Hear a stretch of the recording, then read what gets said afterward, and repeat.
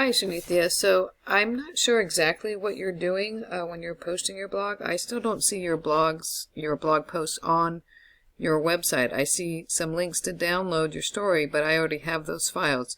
I just want to show you real quick where I'm referring to, so maybe that will help you.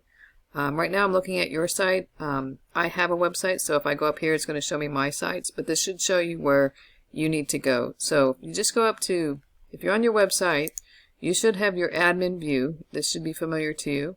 If you go to posts, this should show a list of any posts content that you have created. And if you haven't created any, then there won't be any new posts here.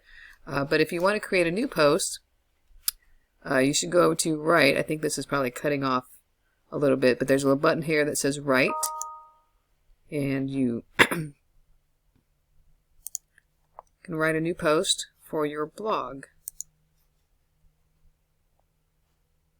This is where you would create your blog title, put in your blog information here.